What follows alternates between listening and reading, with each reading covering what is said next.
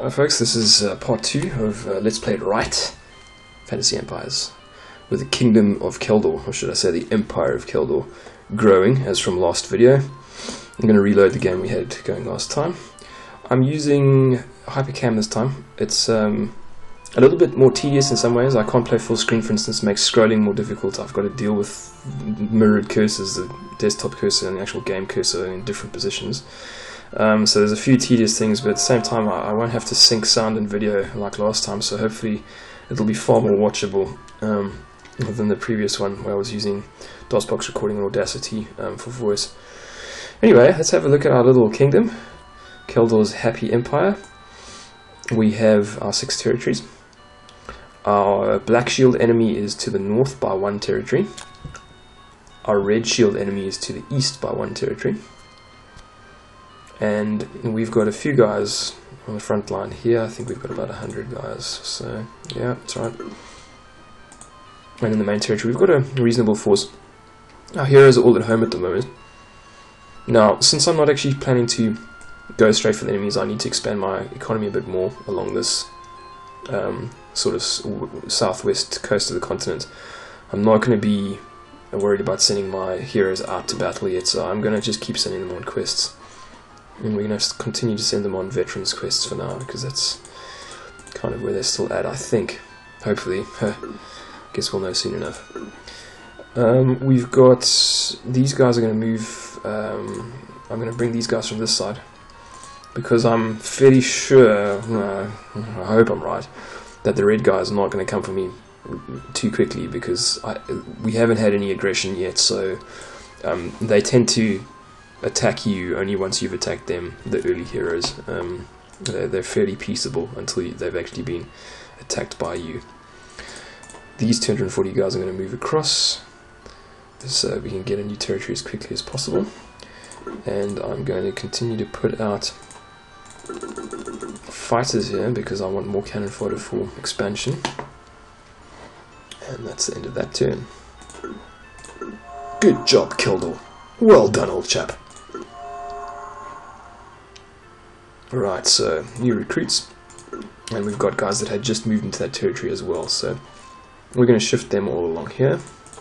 And you can see we've got a considerable number now. We've got 460 guys in total there, but we're still moving them individually. Once these guys get to this territory, we can probably join them up. I'm going to shift them over there, and we're starting to get a good amount of money now, but I'm saving this for keeps and units. I don't want to do anything else with that money right now. I just want to get ready for keeps and units, and maybe at some stage in the near future a barracks, an additional barracks or two, so we can get different kinds of units.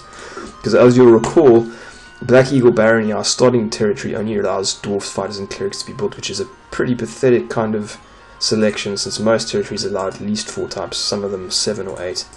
So yeah, we're going to need to get barracks built somewhere else. That looks like it's everything. I don't know if we've just moved here. No, we've not secured North Shires yet, so let's wait. Okay.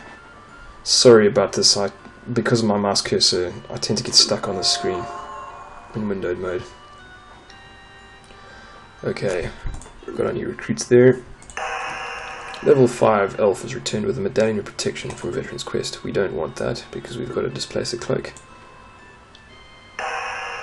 Dwarf is returned with an axe +1. Definitely do that. Gonna get rid of the displacer cloak in order to get a better axe. Level 5 cleric is returned with a displacer cloak. He's already got one, so that's fine. And level 5 magic user is returned with a ring of protection +1. We don't want that. We want to keep our cloak. Okay. Let's build our keeps. Okay, so we've taken North Shires now, and we're going to move these guys up to here. And I'm going to do this to solidify my front line, because as you can see here, we want to reduce our front line to as few territories as possible, and that allows fortifications to count for more, because guys can't sneak between. So for example, if we look at this territory layout here, if I've got 1, 2, 3 territories on the front line instead of these 1, 2, that's obviously going to be worse for me. I'm not considering what goes on this side, but since the Black Shield enemies is up to the north here, I want to keep this sort of a tight front line here, so we only potentially have to fortify 2 or maybe these 3 territories here, at least early on. So I'm going to shift my guys up here. Not those guys though, these guys. And I'm going to also push these guys down to South Shires, which has also got considerable income, 1,400. And then by next round we'll have a good amount of money, hopefully, to get 2 keeps built on those. So for that reason I'm probably not going to build new guys right now. I'm just going to leave it to make sure that I've got enough for the keeps, which I might not even have enough, but let's see what happens. So let's leave that where it is. One thing I do need to do here is also pull these guys out this way. 3 turns to arrive, that's fine. Actually no, I'm going to move these guys to a further territory here, I think. Yeah, because if you're going to have to take 3 turns, you may as well take 3 turns and get further on and get a new territory. Alright, so we just sent those 120, should be enough to arrive there safely. Sorry, going to blow my nose again, still got allergies. Damn pollen. Alright, I'm also going to send my heroes back on further quests. Looks like they didn't get a level from the last quest, so we're going to have to send them on noble quest now, and this is where it gets nasty, because as soon as you change category, now they're low for that category, so there's a good chance that they'll actually peg off during the quest, so I'm sure we'll see a couple of deaths, hopefully not more than 1. Right, so we're going to terminate this. Yeah, that's right. Okay, next turn. So we've unfortunately, alright, we've moved to 2 different territories, but we don't have enough money to deal with both of them in terms of building keeps. So these guys got 111, which means that I'm rather going to leave that one and let it ferment rebellion for a little while this one at the top, okay, actually no, they've got 128, so, and this one's got a higher income, 1,400 versus 800 for this one. So let's build a keep down here, and let's leave the top one unoccupied, or at least unkept for now, unkempt, because we can still do this next round. We'll lose probably another half of these fighters, but by next round we should be able to actually take it with a keep. So let's just move to the next round. Yes. One thing I do need to do is check enemy movement now, because I imagine that's... Oh my. A level 6 elf has returned with a set of gauntlets of ogre power from a noble quest. That sounds very good. Now he's got a displacer cloak. From what I remember of D&D, gauntlets of ogre power are actually badass. So I'm going to keep that and use my sword on enemies mostly. Should be fun. Magic user got nothing. But they are gaining levels now, which is good. So it looks like only 2 guys have actually just returned. I guess the other 2 guys will take a bit longer. You see that it says Gaunt for gauntlets for the elf. I'm gonna send... no, first let's look at the enemy situation. This guy doesn't seem to be expanding, which worries me, because I think he might be travelling across the sea. Oh, I was right. He's arrived just south of my territories, so I'm going to have to do something about that. And sooner rather than later. See how the other player's doing. He's keeping to himself and just trying to build up his territories in the north, although admittedly he now has got 8, I think. 8 territories. I think I'm expanding quicker than both of them. Let's put our keep down on this territory here, so we've got that now. I think we've now got 9 in total. You can always check here, I think. Yeah, 9 kingdoms. I don't know why they call them kingdoms. I suppose it's an empire made up of kingdoms, right? And we can put out new units now. I'm going to put out some new units, and then I'm going to get them across the ocean to go and deal with that threat coming in from the island is over here, island archipelago. And I'm going to send, I imagine what I'm going to do is send my alpha magic user with them, so that should be a good force to be reckoned with. So we end that turn. It's quite fortunate that the black player is not coming for us yet, because that could have been ugly if they were also coming in from the north at the same time. It's really difficult before you get a couple more barracks or armories than I have now to actually defend on two fronts against different enemies. The main difficulty with this game is actually knowing where the enemy forces are. I found it's not that they actually tend to have that many guys, it's just that you don't know where they're coming in from, and then you just get nailed on the wrong territory at the wrong time, and then things just go to the dogs because you lose another territory and you've lost like 3,000 income, so it really becomes ugly quickly. So Black Eagle Barony has trained new recruits. Our Dwarf came back with nothing but a new level. And our Cleric came back with a Ring of Fire Resistance. That's going to be good for anti-mage combat, but not really that good for anything else. So generally the Displacer Cloak with its armor class bonus is going to be better for general combat against normal units. So I will not keep the Ring of Fire Resistance, I'm afraid. My troops have arrived in Malfigi Swamp by ship. Let's see. Okay. So we'll put a keep in the swamp. And we've just got a few fighters left there. That's fine. I think we've got some substantial income now. Yep, 13,840 minus about 1,400 per round, so we're getting about 10,000 in after troop costs. Oh, sorry, I mean actually quite a bit more than that. 12,000. I need to start looking at building new barracks soon, but not before I've dealt with this issue on these islands. What I need to see is who I can get in there, because I've only got 120 dwarves and that's not going to be enough. If I look at this, I've got some good amount of fighters there as well. So I think it might be wise to move guys from here and the other territory to arrive on these islands. Now that's going to take 3 turns from this one, so we check that out. Then we check this one, it's only going to take 2 turns. So I need to let those guys leave next round. In the meantime, I'll shift these guys back to consolidate that force. Get these guys going this round, so it's going to take them 3 turns. And I sincerely hope that the forces arrive together. Actually, I think I might be wrong about that. So I think I might not want to do this right now, because what will happen is they'll arrive at different times, and then if the weaker force of the regular fighters arrives first, then might be a problem. So I think what I should do is get my guys together, maybe, I don't know,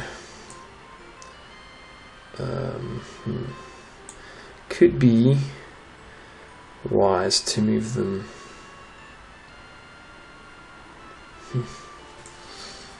to here first. I don't know.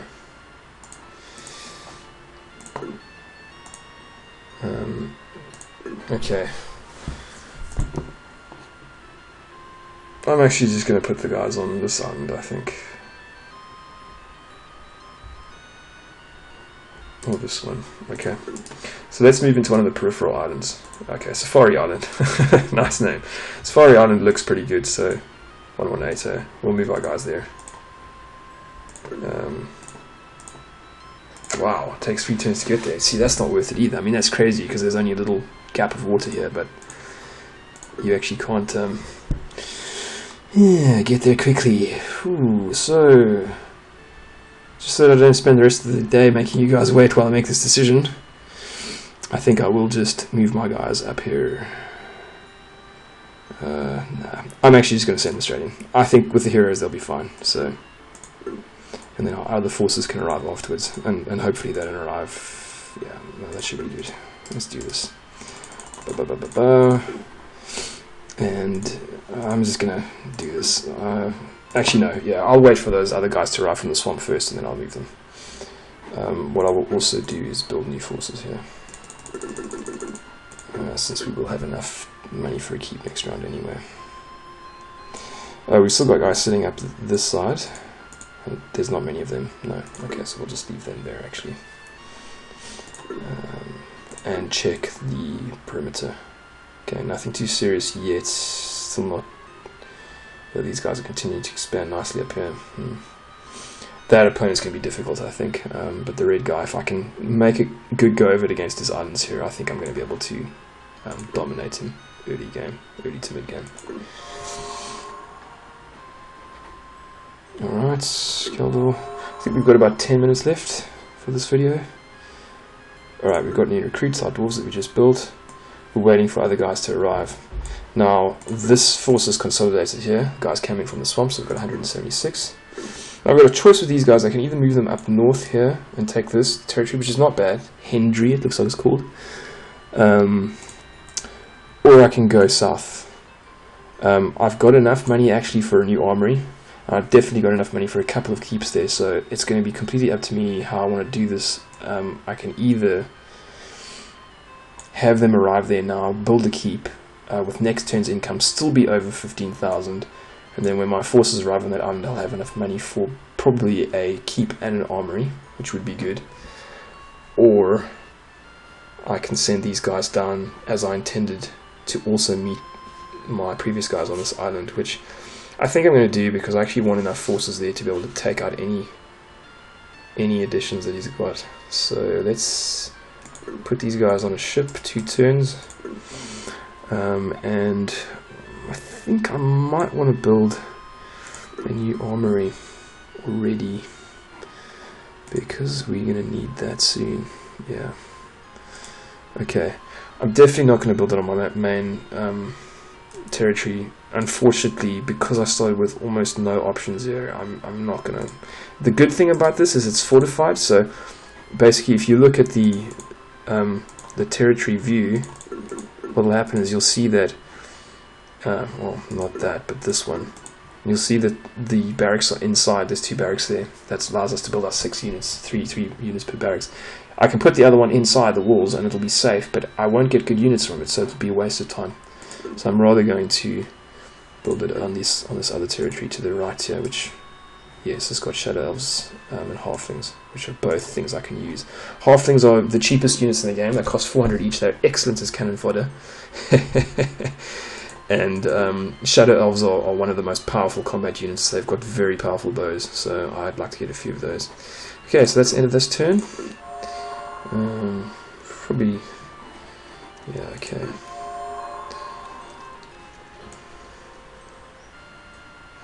So let's see what we've got going on here. New dwarves have been built. We're still waiting for our guys to arrive, which should happen now at the end of this turn, I think.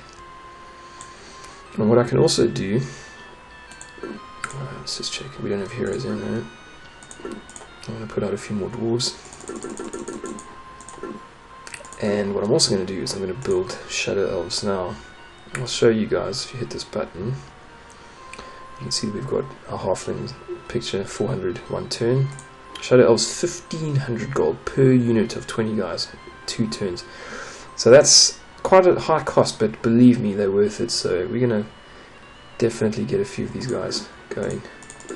Now, as you can see, I've only got 1 barracks. There's no walls on the outside. We've just got the barracks and the keep, so it's undefended. That means if a mage comes into this territory and he shoots that with a fireball, or if we have catapults coming in, they can damage that building and it can actually be destroyed. So we need to defend this territory with troops, in other words, and troops that can move quickly like Shadow Elves are a good idea. So we're going to leave that there, and we've got 3 units because we've got only 1 barracks here at the moment. Going to accept that. One thing I do need to do here is to actually just change the detail level now. What this means is you've got hundreds of units moving on the map at once, but unfortunately I actually haven't changed the settings further up for DOSBox at the moment, so the combat could be quite slow. I might be able to change that for next time. I will definitely change it for next time. I just don't want to set it too fast. I'm going to have to do a bit of experimentation between this next player video and the next one. Otherwise, we're either too slow or too fast during combat. Let's end the turn and we should have combat now. So this is probably going to take up the rest of the Let's Play video because I imagine that with the number of units we've got moving around here, it's going to be kind of slow, guys. So just bear with me. I'll definitely make this better in the next vid. Keldor, you are attacking Arendelle and Alcove Island. This is the enemy defense area, and this is where we place our troops to attack. Actually, these two areas are just joined. This bar area is just to prevent you from placing your units in the enemy team's area. So it says your troops must start an upper zone because you're the attacker. So we put our dwarves down. 20 per, as you can see, every time I click, it's minus 20 on that count. So it's 20 guys per platoon. And then we've got our elves and dwarves and clerics and magic users that we can put in the middle here. I'm going to change the attack mode to assault because we don't have really any major sort of arrow units or missile units, except for our heroes. This part also takes quite long, the sort of black screen between battle setup and battle. Alright, I'm going to quickly cycle through units. As you can see, these are individual units of dwarves sort of moving around. There's always a leader which you get your view gets tagged onto, but I actually want a hero. The heroes don't have followers behind them. They move on their own, and they tend to move quite quickly and do a lot of damage. It looks like there's only one unit incoming here below us, a little red dot on this map at the bottom. So I think they're going to be dead by the time I arrive. Alright, no, they're orcs, so they're going to be quite tough. Okay, I'm going to use my sword on this guy. Alright, me and the cleric there did a good job on these guys, and the dwarf. So we took those guys out really quickly, which was nice. We lost absolutely no one, which is fabulous, because we didn't even let our dwarf units get into frontline combat. And they lost 11 orcs, which is all they had in that territory apparently. Looks like they're living on the edge. One more round with 11 orcs and they would have been dead to skirmishers anyway, so that's good news for our landing party. Now we're going to have to take those guys and move them across the archipelago further. Let's kill those turn again. So we've trained new recruits on the mainland, and our other set of human soldiers have arrived on Alcove Island, the same place that we just arrived in and had the battle on. The lands have been damaged, and that just shows you that where you landed there's been damage to your troops and so on. So we lost no dwarves during the actual battle. We had 120, but we actually lost more than half of them, about 64 of them, just through the skirmishing. We probably lost a couple of these fighters also through the skirmishing with local militias, the usual attrition damage that you get when you move into new territory. So that actually happens even after you've taken out the enemy guys, which is a bit of a pity, but that's just the way it works in this game. So we've got a good amount of guys there. We've got about 200 soldiers and our heroes. Unfortunately, it looks like he's spreading further. Now, I don't know which of these territories he's got his main army in, but what I can say is probably the biggest island is the biggest income. Let's check. 1180 Safari Island, 1108 there, Urendi, and 1473 at Urendi Island. So I'm going to move my guys in here. But what I'm going to have to do, I guess, is actually to maybe build an armory. No, I'm going to need a keep first. This is going to be difficult now because unfortunately he's already started spreading here, and I can't just leave this island straight away. I'm going to keep taking attrition damage. I'm going to have to build up an infrastructure in the islands here and send guys from the armories that I'm going to build to different places, which is, again, not the greatest thing in the world, but that's the way the game works. What I will do here is build more shadow elves if I can. No, they're still busy building, so we can't do that yet. I'll build more dwarves here. Maybe more fighters because they're cheaper. Okay. And that's the end of that turn. And I think that we are on half an hour. So I'm going to leave it there, guys. So that's the end of our second Let's Play. Hopefully the quality was better this time and you could actually see what I'm doing while I was talking about it with Hypercam, although I might also look at Bandicam next time as a better option so that I can actually play full screen. So, saving the game, and thanks for watching, if you did indeed watch, and see you next time.